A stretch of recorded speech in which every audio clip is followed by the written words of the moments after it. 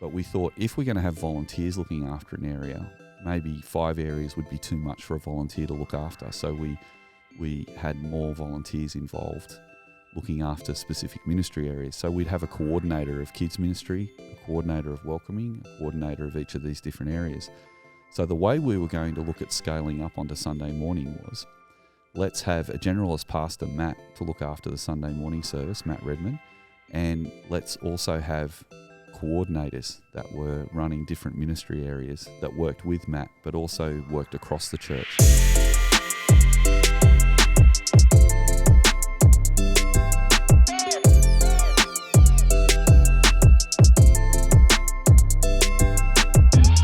Hello everyone and welcome back to the Shock Absorber podcast. We are back at Soul Revival Kirrawee and I'm very excited, as always, to be here with my co-host Stu Crawshaw. How are you today, Stu? G'day, Joel. How have you been this week? Is anything exciting you lately? Yes. I'm excited by food lately. Oh, yeah, that's good. Which is quite relevant for this podcast, Joel. We've relaunched our Woolaware campus. We have. And we've had the joy of being able to rent the church hall at St Andrew's, Cronulla, and Cronulla have been very hospitable to us and very gracious to us in renting their hall down at Cronulla, and Cronulla has afforded us the opportunity to do some more adventures in cooking, and I've thrown myself into it. Yeah, you're an adventurous cook. Oh yes, I've really enjoyed being part of the hospitality team down at Cronulla, and we've done a paella, we've done a German feast. A feast? We had bratwurst. We had all sorts. I stopped at pork knuckle. I almost got to pork knuckle, but it's a little bit beyond me. Maybe next time. And this week we're doing a Lebanese feast. So I went to Costco yesterday. I don't know if any of our listeners and viewers have ever been to Costco, but it's the first time I've ever been there. So that's what I was excited about. So you loaded up on hummus? I loaded up on hummus. We got tabbouleh. We got koftas. Lebanese bread? Lebanese bread. Yep. Everything. I love Lebanese food. So delicious. It was a lot of fun. So that's what I was excited about this week. Excellent. Well, I actually will try and get down there because I would actually really like to have some Lebanese food because that's delicious. Cool. We're heading into 2016 with this episode 7 of season 2. As always, we like to set the stage about where we're at with Soul Revival and the growth and development of how things were going on. And one of the ways that you really like to do that is through a movie. Yes. And could you, you've got one for us today. Could you please tell us what movie that is? Well, I thought we'd mix it up today a bit, and I thought we'd go with a rom-com today, which is a bit different from me. I'm not usually a massive fan of rom-coms. Me either. But there is a movie that I really like from 2000 called Chocolat. I think I pronounced any mispronunciation in this episode. I do apologise. My French is not terrific. I have Year 7 and 8 French from high school, but Chocolat is a fantastic movie, and actually it fits in with today because part of what we're going to talk about today is the scaling up of our ministries as we started more services, and one of the things we needed to scale up was our hospitality ministry, and our life support ministry, looking after people. So this movie is basically based in 1959, and the story is that this young mother with her daughter move into a French provincial town, and the French provincial town is just about to go into Lent, and they're a very traditional town. But this young mother called Vivian comes in, opens a chocolate shop in Lent. Nice. And that's quite controversial. So the townspeople are like, "Whoa, what's going on?" She wears really colourful clothing. She's really enigmatic and optimistic, and she's really friendly. But in a town where they're all about self-denial. So there's this really interesting contrast between this townspeople who are quite downcast, and she comes in with light and freshness, and it's a fun movie. Yeah, cool. But one of the things I like about the movie is she just makes really good, deep relationships with people, particularly with the character played by Judi Dench, and I think you pronounce it Armaday. And Judi Dench's character, I don't know if you're a fan of Judi Dench, but I think she's a fantastic actor. And she plays this lady who's got diabetes, but she loves chocolate. So it's a really fun little twist to the movie. Yep. But she's very eccentric as well, and they become a bit of a team, and the energy they create in the town through loving people through chocolate is really lovely. It's just a really fun story. And there's a really beautiful moment in the movie where Vivian develops a friendship with a troubled woman called Josephine. And Josephine's in a really problematic relationship where she's experiencing domestic abuse. And yeah, just through bit by bit, through selling a chocolate, she actually builds a relationship with this lady, and the lady ends up moving in with her and finding refuge in the shop. So I won't spoil the end of the movie to say how it finishes, but it's a terrific twist at the end. And yeah, I really like the movie. And So, just building community and relationships around food and all that kind of stuff. And looking after people. There's a lot of themes of community in there. Yeah, yeah, that's really cool. Well, obviously relatable to how we like to do church as an all stage gathering, and 2016 was another kind of leap forward for us. Yep. We talked last episode, which was based around 2015, and when we planted a Friday night gathering, and how that was the kind of learnings that we got from that. Yep. But then going into 2016, can you tell us where we were at the time, and then where were we heading? Where did we want to go? Yeah, so Soul Revival had moved into our factory, and we'd planted a Friday night gathering. We continued to run our Saturday night gathering, and our Saturday night gathering was continuing to grow under the grace of God. And we had grown to about 160 people. And one of the ladies in that gathering, Lisa Fox, she was a chaplain in the local primary school at Guyme North Primary School. And actually, Lisa reminds me a lot of Vivian. She's very creative and lovely and builds relationships with people through food. Yep. If you ever go around to Lisa's house, she's always got treats on the table and this abundance of cheeses and chocolate, and she's terrific. Yep. Anyway, Lisa was talking to me about, we should start a Sunday morning as well, because there'd be a really good opportunity to reach out to more people from Sutherland North. And she was making lots of great relationships as a chaplain in the school. And so, I suppose the next part of the story of Soul Revival was how we scaled up our ministries to go from 2 services to 3.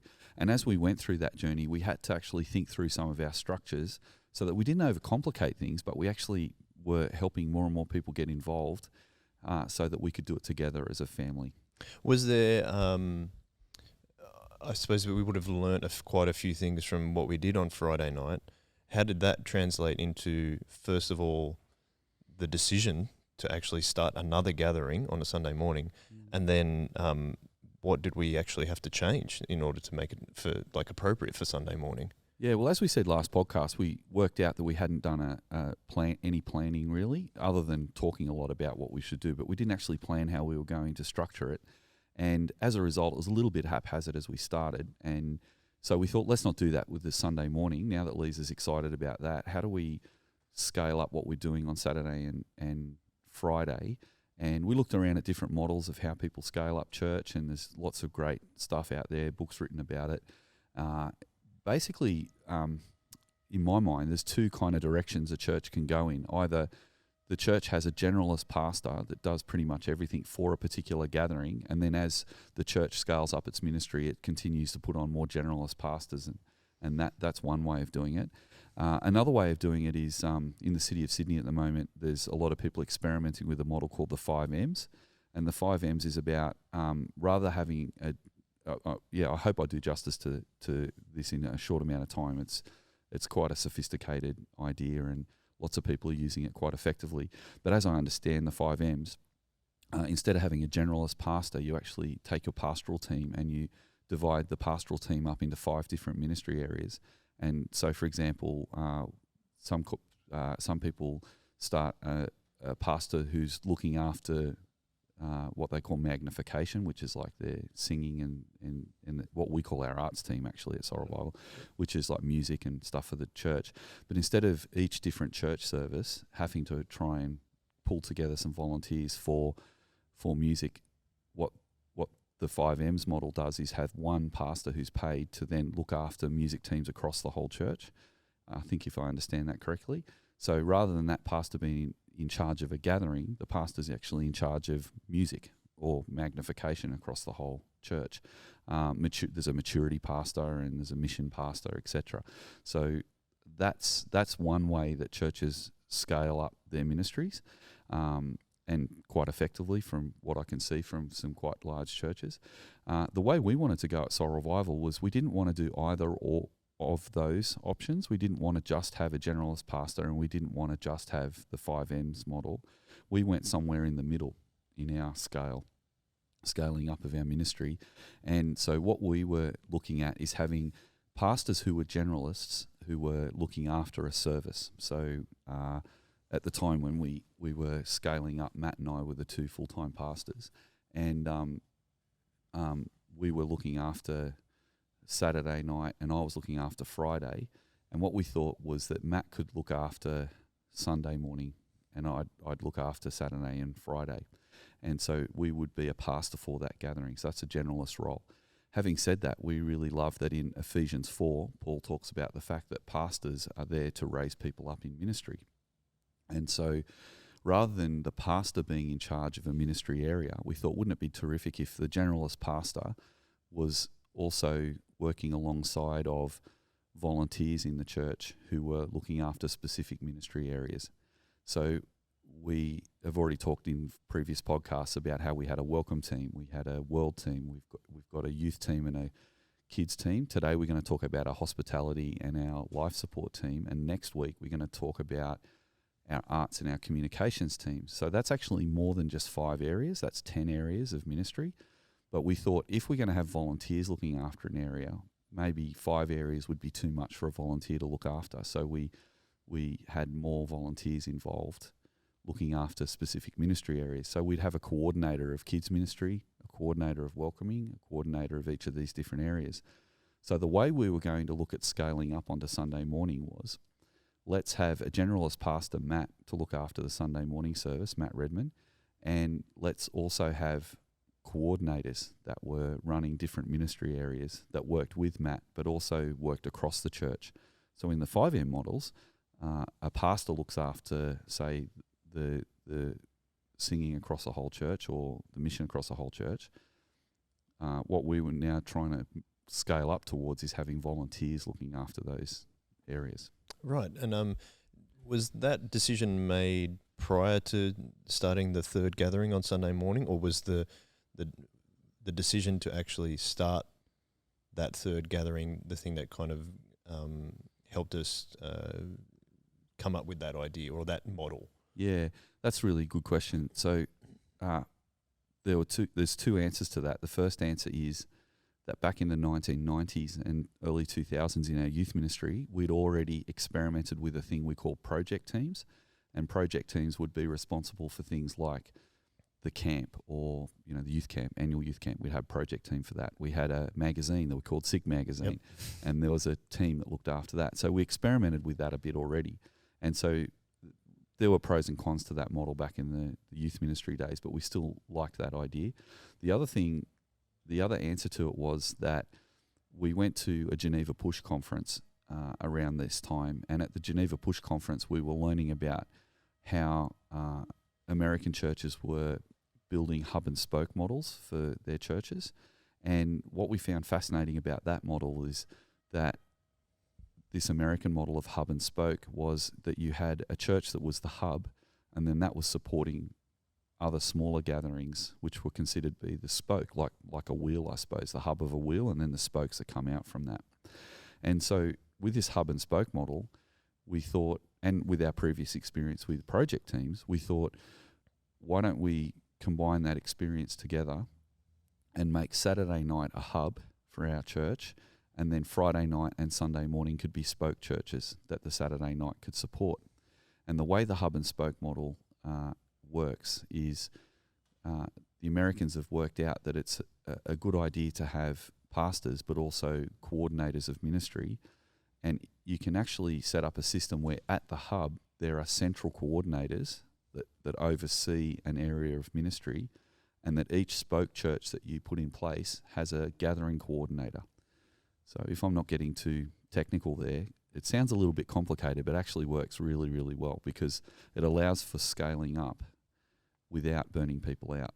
So if you've got one coordinator of hospitality or feeding people, for example, Bev's our hospitality coordinator, and she organises all the meals on Saturday night.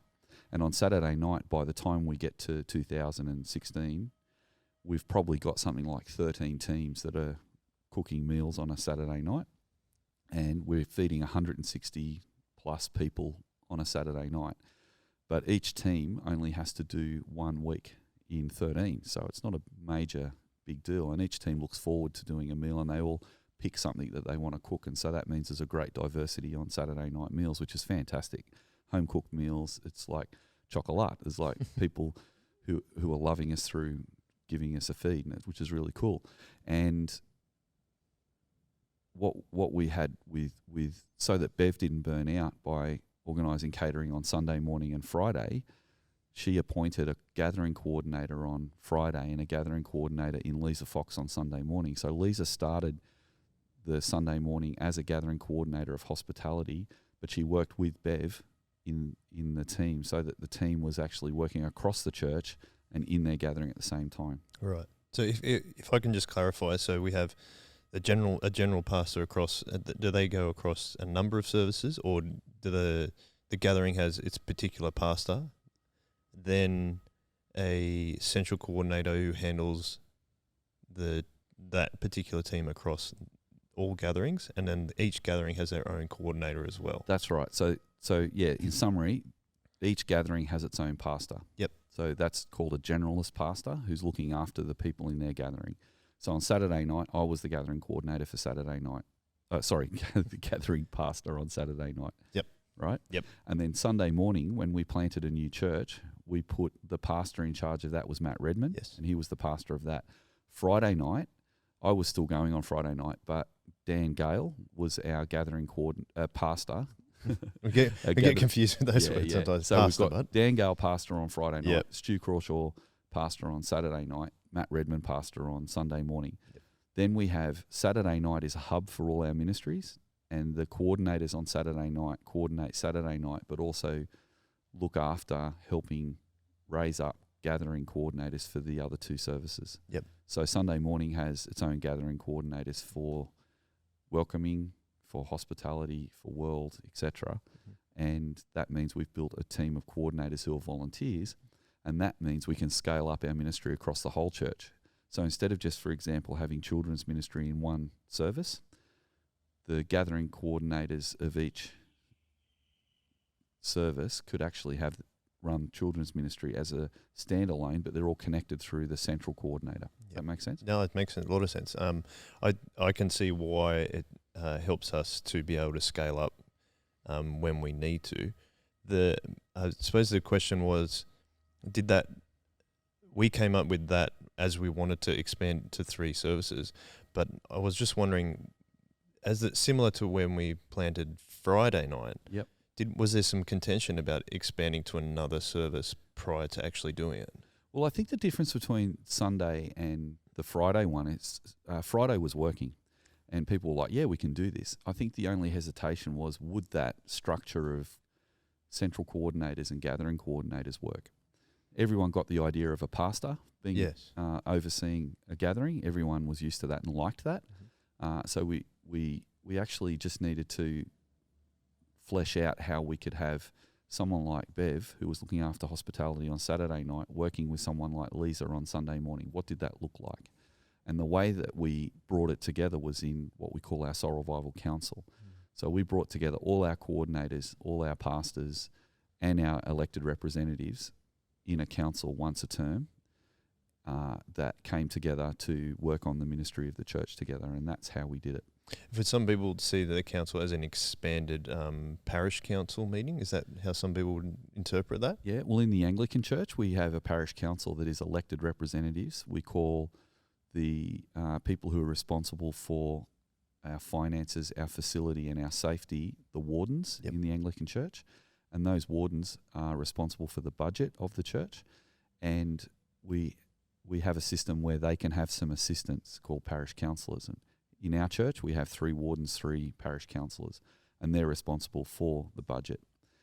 Then, on top of that, we thought, wouldn't it be great if that parish council could meet with all the ministry coordinators of the church and the staff? And so the Soul Revival Council brings together staff, elected representatives, and the ministry heads. And because we're using that American model of hub and spoke, we were able to bring the central coordinators together to start off with in 2017.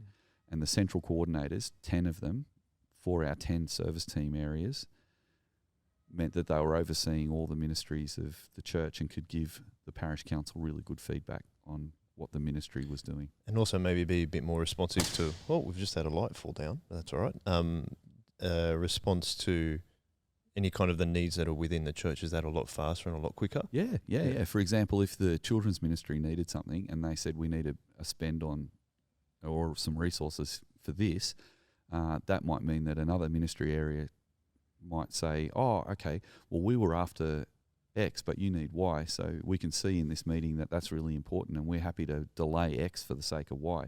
So it meant that we were able to collaborate and be flexible and move quickly. So even though it sounds like a big ministry meeting, having 20 people in a ministry team meeting, it was actually really effective because it meant that we could answer questions really quickly. And that team's gone to expand to a lot as we've grown and scaled up. I think is there 70 people around in that meeting now? There is. So once a term, we actually get all the coordinators of the church together. And if you can, if our listeners and our viewers can visualize it, we've got a growing team of pastors that as we start new gatherings, we put on new pastors. And then we also have 10 gathering. We have we have pastors for each gathering. Then we have 10 service team coordinators who are central coordinators, and they're running 6 different gatherings of service teams. So let's narrow that down. So in hospitality, which is the team that's responsible for feeding everyone at Soul Revival, Bev Crawshaw is the central coordinator, and then we've expanded today to have 6 gatherings. So, and we're on 3 campuses now. Yes. So Bev actually has a team of 6 people who report to her, and she doesn't run the food for across the whole 6 of those gatherings. She just does Saturday night, and then she works with the gathering coordinators in those other 5 gatherings. So that means she doesn't burn out, and that means that the meeting for Bev and her 6 coordinators happens once a term, where those people in hospitality who coordinate hospitality together come for a planning and review meeting at the beginning of each term. Now, our hospitality team at the moment feeds 450 people a week. And that would be beyond Bev to organise that by herself. But having this American model of hub and spoke, we're able to have an expandable system. So we can still have a generalist pastor who's looking after a gathering, but we also have volunteers who are helping to organise the hospitality. And the great thing about that is that, say, our Sunday morning pastor, Matt, would maybe sit with Lisa and say, how are we going to do hospitality for Sunday morning? And as we'll get to in a minute, hospitality on Sunday morning was not after the gathering but before it, because we decided to have a breakfast before church, which would be fun to unpack a bit. But on top of Matt and Lisa talking about that for hospitality, Lisa could talk to Bev about that too and talk about the logistics of how the hospitality team could support that happening. So we're able to harness the strength of a big network of people. And so the outcome is once a term, we have 70 coordinators come together, which is pretty much the 10 service teams with all the gathering coordinators and their central coordinator, elected representatives and the pastors and the staff, and we all come together once a term. Yeah, again, I suppose it could sound a little bit complicated, but I think obviously I've been part of it for a long time, but it actually really works really well because as I see it, it's a really way to be responsive and adaptable, and that's what we're trying to do with the shock absorber principles, is to be adaptable to how we can actually grow the kingdom. That's right. Now, you and I both love football. Yes. And both of us play football in the Sutherland Shire, or have played football. For me, it's in my past, but I'm still a father of a football player. Yes. And in a way, it's sort of like how a football club runs. So a football club will elect a group of people to organise the overall club, but then a club like Gymea United will have lots and lots and lots of age groups. And those age groups all have lots and lots and lots of teams. And the way they run it is they get a volunteer to run a team as a coach for each of those teams. And then every now and again they get all those coaches together. So there'll be hundreds of coaches in a football club. But week to week, the executive team that runs the club don't have to do everything, because you know the different soccer teams will all be rostered on to ground control, and they'll set up the nets and the lines and stuff. And so it's a very similar model to that. Yeah, I think you're probably right about that. Not as cold in an early morning though. That's true. And we don't get rained off either when it rains. That's right. We can stay inside, and that's good. Let's focus on Sunday morning a little bit more again. You mentioned that we obviously, with the hospitality team, we had to kind of change when we were doing the meal in terms of the order. That's a practice that we likely changed. In our principles of theology, strategy, and practice, we usually keep theology the same, which we like to summarize as Jesus changes everything. Our strategy then is we aim to be all age, all stage. But a practice is something that we think we can change quite regularly if we when we like to stick to the other two. Can you go through the kind of things in terms of the planning stages of Sunday morning? What were the practices that, first of all, that we'd learnt from, but also what we wanted to change for Sunday morning? Yeah. So Lisa, Matt and I announced to the church that we were thinking about planning a third service. And then we asked people who are interested in helping to come to a workshop, to workshop up that, and we call it a greenhouse. So the analogy we had was just when you plant a new plant, you put it in a little pot, you put it in a greenhouse before its roots grow and it gets strong. And then when it's strong enough, you plant it into the garden. So we called it a greenhouse workshop. And the workshop was to get the 25 or so people who came together who said they were interested to help, to think through how do we have continuity in what we do across the church, but also make a really beautiful expression on a Sunday morning that the people on Sunday morning can really develop and grow in their context. And you're right, we said let's continue to have the same theology across the church. When I grew up at Guymer Anglican, we didn't always articulate what our theology was, and so I've always felt super convicted in our church at Soul Revival to make sure we say, look, we're a Reformed evangelical church, we're an Anglican church that is got the same theology of all the other Anglican churches around pretty much. And yeah, like you said, because the cross is the centre of our ministry and Jesus' work on the cross is the centre, we believe that Jesus changed everything when he died on the cross and rose from the dead, and that's what we're going to proclaim and preach in each of our services so that our message is the same across all our gatherings, and that's our theology. And that's the why we do what we do. The strategy is how we put that into practice. And you were right. We wanted to make all our new gatherings all age, all stage. And even though we're starting a new gathering on Sunday morning, we wanted that to be an all age, all stage gathering where anyone could go. We weren't going to target a particular group of people. And to help express that, we've got this great saying, which is we share the truth and love of Jesus, person to person, generation to generation, culture to culture, and place to place. And we think that's a really nice, expansive way to talk about what 1 Thessalonians 2 verse 8 says when Paul says that he proclaimed the gospel and he also shared his life. So we share the truth and love of Jesus. We preach the gospel, the cross of Christ is the center of that message, and we share our lives. So that's the how. Then when it comes to practice, we thought if we keep our theology and our strategy consistent across all our gatherings, that'll give a consistency to our church. But then the practice of how that worked on Saturday and Friday looked different because we did a dinner before the gathering on Friday. On Saturday, we did a dinner after the gathering. So the practice can be flexible depending on the day. Well, on Sunday, the practice needed to be flexible on Sunday because as we brainstormed it, we thought if we're going to do a 9:30 service on a Sunday morning, why don't we do an 8:30 breakfast? So Saturday night, we'd do the dinner after the gathering, but on Sunday morning, we wanted to do the breakfast before the gathering. So having a flexible practice meant that we could adjust that. However, even though we've got different practices on Saturday and Sunday, we wanted to make sure that we still had a discipleship goal and a mission goal so that in every practice we do, we're still discipling people who are Christians and helping them to be disciple-making disciples who reach out in mission to other people. Yeah, I mean, I think that, I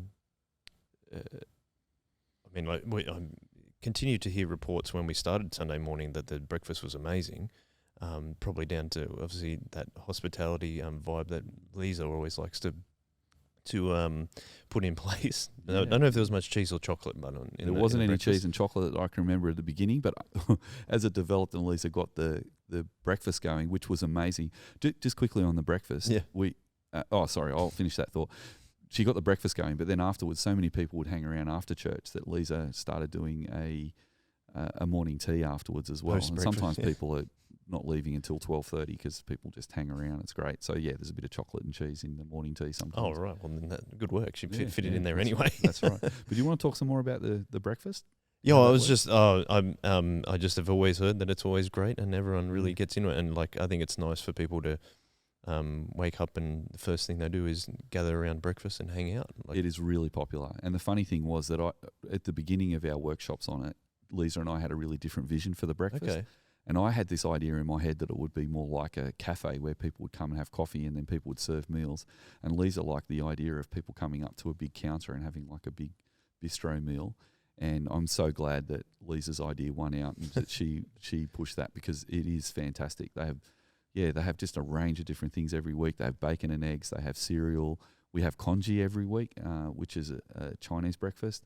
We have fruits and all sorts of things. And the way Lisa's been able to pull that off is really interesting, because as I already said, that the practice of the hospitality team on Saturday night is to have 13 teams take it in turns to cook dinner. But Lisa's done a different model on Sunday morning, Okay.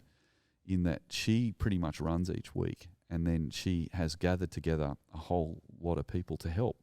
And it's fantastic because you rock up to church in the morning and you'll see a couple of people on the barbie outside cooking bacon, and then you come in and there's laughter and fun and activity as there's this big group of probably 10 or 15 people a week helping to cook the breakfast, and it's a different group of people every week. So again, it doesn't burn people out. It's scalable and it's manageable, and it's delightful. So on a Sunday morning, we'd feed anywhere between 80 and 120 people on a Sunday morning gathering, and it works. Yeah. Well, I think that's part of our service team focus, isn't it? So in the last few episodes, we've talked about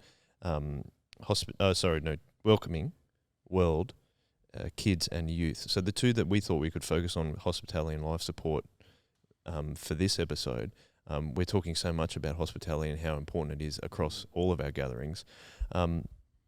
But do you want to expand a little bit on how what we learned from our Indigenous brothers and sisters that we had been spending a lot of time with over the many years? How did that play into our decisions around the hospitality service team? Yeah, that's really helpful. So when I grew up at Guymer Anglican Church was great, but it had pretty much become an hour a week with a cup of coffee after church, and then everyone would go home. But when we first met Isaac and Eileen Gordon in 2000, and we went out to Brewarrina and had church in an Aboriginal church in Brewarrina, we noticed that not only did their service go a lot longer, sometimes 2 hours or more, and it was very participatory. People would get up and share testimonies and stuff, which was terrific. But the other thing that really stuck in my mind was early on, I saw how they just had meals after church every week. Now, at Soul Revival on Saturday nights during the 90s, we used to have a meal with each other. Yep. But I had never seen it in a church service and a gathering. And Eileen Gordon would always put on a feed after church, and we'd all hang around and talk afterwards. So we talked a lot about that when we first launched the church back in 2011, 12, back in the early days. We talked about, wouldn't it be great if we had hospitality at every one of our gatherings? And we also made the point that not only was that a good thing that was sustainable, but it was actually really nice to be able to actually not only just look at America and England for ministry models, like we did look to America for that network hub and spoke model, which we've already talked about, but to actually take on some practices from Indigenous Christians in Australia was actually really delightful. So that we as city Christians changed in our approach because of our country brothers and sisters who were ministering in Aboriginal church. We actually learnt a model and a practice from them. But not only was it from their practice that we learnt, but we also thought that is a really biblical thing to offer hospitality. And you know, we had some a really good look at the Bible and came up with some really good theological foundations for hospitality from the Word of God as well. Yeah, it was, one of the ones that we prepared earlier was that story of Martha and Mary, which is in Luke chapter 10, verses 38 to 42. I might read that out if you're happy with that. As Jesus and his disciples were on their way, he came to a village where a woman named Martha opened her home to him. She had a sister called Mary who sat at the Lord's feet listening to what he said. But Martha was distracted by all the preparations that had to be made.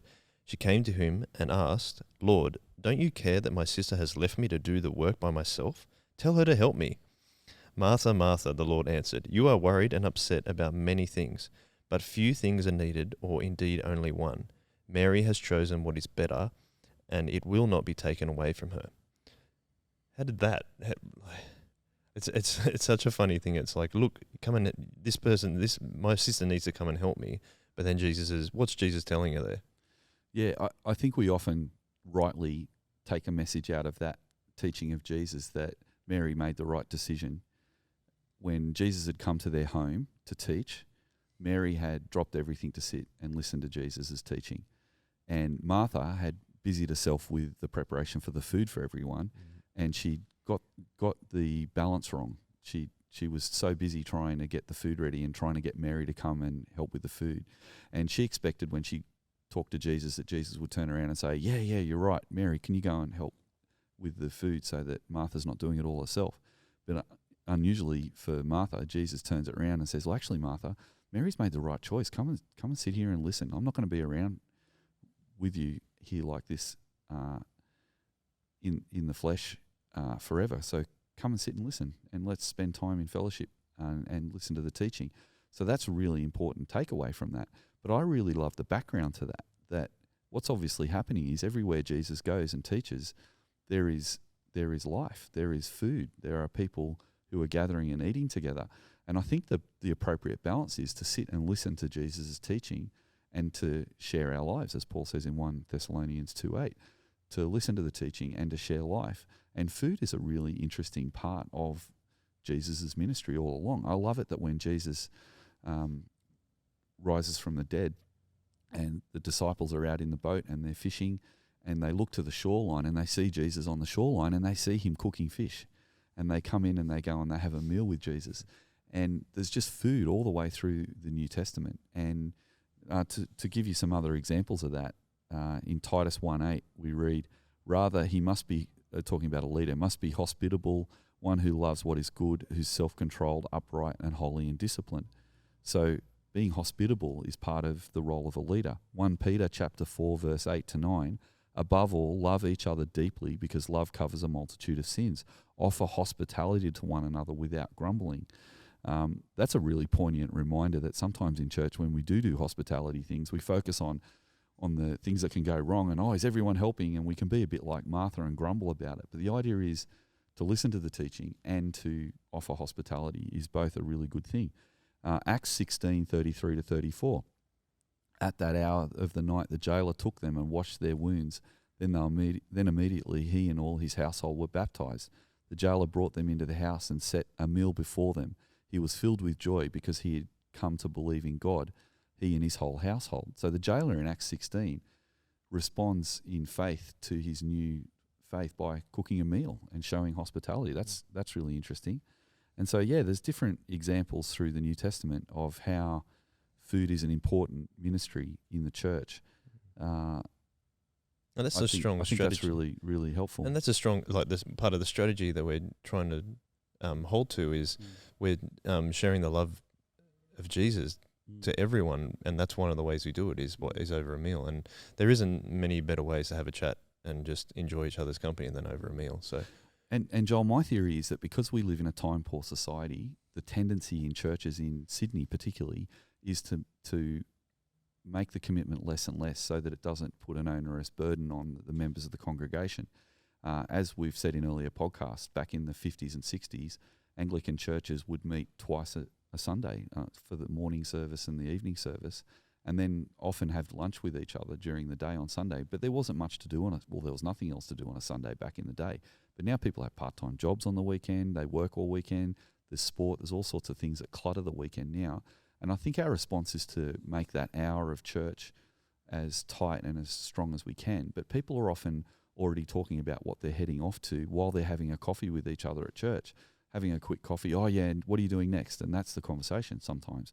But what we thought is let's slow it down and let people opt in to be there for the hospitality part, not make it mandatory. So we still run the service for an hour. And if people don't want to come for breakfast in the Sunday morning, they don't have to, but they can come for the service. But for those who want to come early, lots of people go out for a coffee on a Sunday morning in Sydney. Come for a coffee, have breakfast, and stay for church. And that is a really nice way not only to look after and disciple the people of God, but also reach out to other people as well, and to also look after people who are in need. In Isaiah 58:7, the Old Testament's got this theme too. Old Testament in 58 verse 7, Isaiah, is it not to share your food with the hungry and to provide the poor wanderer with shelter? When you see the naked, clothe them, and do not turn away your own flesh and blood. And so this idea of offering hospitality is not just about feeding people, because it's a utilitarian, practical thing to do. It's a way of loving people, and it's also a way of caring for people. And so rather than just thinking about looking after ourselves, we've got a space with the hospitality team that we're also doing pastoral care for people amongst us that are doing it hard, and also a place for people who can come in and actually be looked after as well. So yeah, I really think churches should think about how good it is to do food. And even if they don't use the same model as us with the hub and spoke model, think of some way of scaling up your ministry. So you can think of doing something with food that is scalable, that you can, I mean, we started with 30 people, feeding 30 people, and now we feed 450 people over a weekend. It is possible without burning people out, and it becomes a really awesome part of the ministry. We always like to talk about first steps. So if, let's say there's someone's listening to this or watching us, hello, on YouTube, guys. The first steps in terms of like, they like what you're saying there about how do we feed more people and look after more people. Let's say there's one person who wants to do that at a particular church, or a leader at a church. What do you think, again, their first steps would be? Well, another thing you like to say is get in touch with us if you want to get more information. But just the brief answer is, if you've got a group of people who are passionate about hospitality and see that it's a really good thing for us as Christians to be doing that as a ministry, not just as a practical thing, to get a group of people who have the perspective of Mary, that we want to sit at the feet of Jesus, and we don't want to get too caught up with getting grumbly and complaining about putting food on the table. And hence getting burnt out, probably. And getting burnt out, yeah, maybe Martha was a bit burnt out. But to get a group of people, and then, as we always say, have a conversation about it first. Like, what can we do to start off with? Some people say start at once a fortnight or once a month. I don't think that's a good idea, because I think if people miss a week or two here, it can be a month or so before they actually experience the food. The other thing is, be careful not to just put on a sausage on a roll. It's actually got to be something that is really a loving thing, and like a really nice home cooked meal. If you ask someone over to dinner to your house, you wouldn't just throw a sausage and tomato sauce and a piece of bread on the table and go, I'll go for it. So it does need to be a warm experience and a family experience. But I would suggest that the starting point would be to get at least 4 people. If that person's excited, to get 4 people, and for those 4 people to build 4 teams of friends that could run 4 dinners. Once you get to that point, it's just once a month you're on, and then it's not too onerous. That's a good starting point. Yeah, that does sound like a good starting point. Heavily linked to hospitality, which we like to say cooking meals and looking after people in that way, is also our pastoral care. But we like to term that service team that's mainly responsible for that as a life support. Do you want to speak to that a little bit? Because I think that you've said before that possibly sometimes pastoral care can just be reactive, but we want to be proactive. Yeah, we want to build a culture of caring in our church.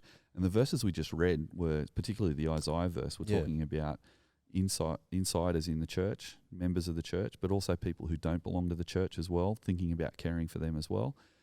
There's a lot of needs in the community around us, and we can be a group of people who are loving people who are part of our church with needs, but also reaching out to other people who have needs as well. The good segue between hospitality and life support is, it's amazing that when we do food on a Saturday night or a Sunday morning or a Friday night, we often cook more than we need, and then we bundle that up in little takeaway containers. And there's a number of people who really appreciate taking away some food and putting it in the freezer and having another meal later on. And it actually gives people who have some financial needs at the time, for example, dignity, as they can take that food alongside. We just say, hey, it'll help us out heaps if you could take some food. You know, we've got some leftovers. So it gives people a lot of dignity to actually, so rather than setting up a caravan out on the street and, you know, giving people food parcels, which is fine, it's a really good thing to do too, what we're doing is inviting people to come and be a part of our community and have a meal with us, and then take some home with them as well. So that caring aspect to it is multiplied through our life support team. Often the pastoral care teams that I've been a part of in churches, a small group of people can sometimes be run ragged looking after helping practical needs of people in the congregation, like if someone has a baby, getting a meal roster going, if someone's in hospital, getting some visits and some flowers, to actually be, running a bread ministry, some churches do, to distribute food to people who could really appreciate a meal. Our life support team works with our hospitality team, and the way we've structured it is we call it life support. That's the name of the team. And again, we have a hub and spoke model so that we have a central coordinator of life support that works closely with the pastors in the church.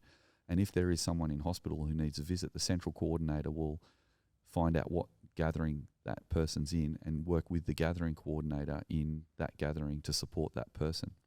Now, another link we've made is that the life support team are working with our community groups.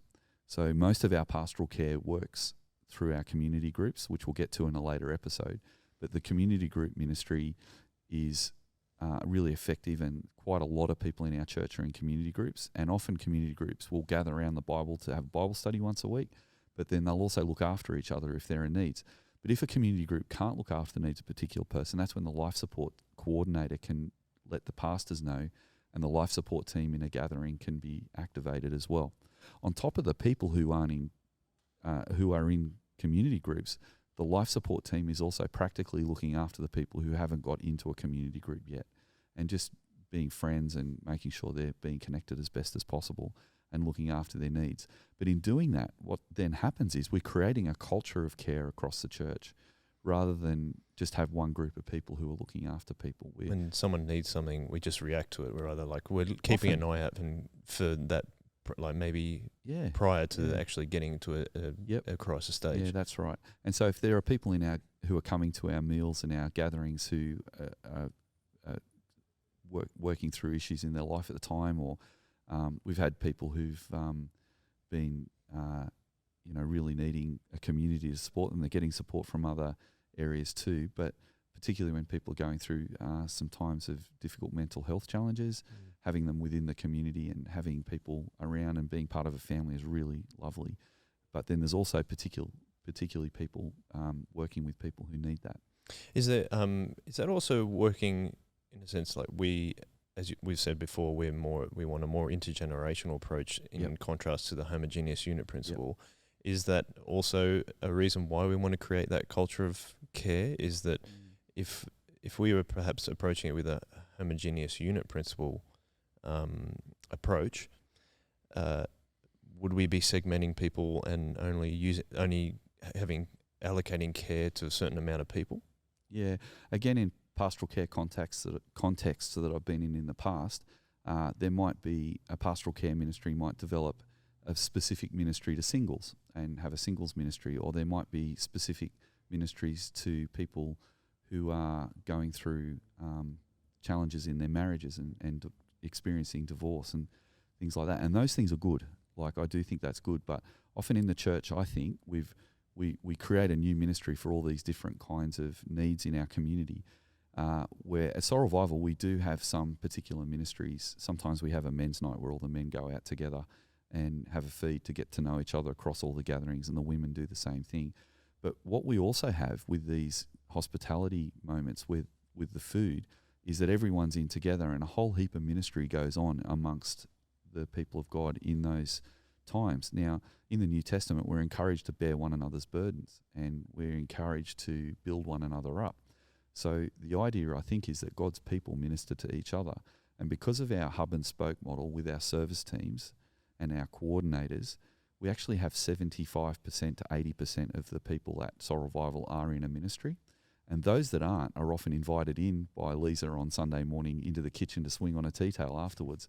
And so there's a real sense of community and family that happens when everybody's involved. And so it almost, like in an all-age, all-stage church, it gives permission to people to be single or married, to have kids or not have kids. You don't have to move gatherings when you have kids, or sometimes people who are single and they're in their 40s, they might not sometimes feel like they fit into the category of a family service that seems to be built. So an all-age, all-stage service on a Sunday morning has this freedom and flexibility for people to be whoever they are, all age, all stage, whatever stage of life or age you are, you're welcome. And the care that goes on in that, people do have particular needs depending on where they are in their life, but it's amazing how much a village can actually be a place where many of those needs are met, not all. And so the ancillary things that the gathering doesn't actually help in working with can be met with other certain projects that the life support team can put in place at times. Yeah, cool. And we've used the Sunday morning gathering, the third gathering we planned as a way to kind of express that. But I thought it might be also just in a way to kind of round up this episode is, can we just go through bang, bang, bang through actual Sunday morning and how we actually run that service? So breakfast, what time are we doing breakfast from, just so people are aware? So the breakfast starts at 8:30. Yep. People come in for a coffee, they help themselves to some breakfast, they sit around and they talk, and then at 9:30 the service starts, and the service on 9:30 looks very much the same as most Anglican services around, and it's similar to the Saturday night service as well. And then after the service finishes, we then have morning tea, and those who would like to stay for morning tea do. Once a month we have communion together, and when we have communion we ask all the kids to come into the service for communion with us. And it's up to the family if the kids participate or not, but they sit in with us through that. And then after the service, then after morning tea, people go home. Now once a term we have a prayer and evangelism team that meets on Sunday morning after the service, and they meet for half an hour at 12 o'clock for a time of prayer. So that's pretty much a Sunday morning. That's it, Sunday morning, guys. So in the last few episodes, you've had a layout of how we've done 3 different gatherings on 3 different days, slightly different practices, but always sticking to the same theology and strategy. Guys, if you have any questions about any of the gatherings or how we did it or how we do hospitality, how we do life support, please send in your questions. I'm really excited to get some questions, so please send them in. You can email them to joel@shockabsorber.com.au. For now, that'll wrap up this episode, but as always, we like to finish with a one way. Thank you very much. One way. One way.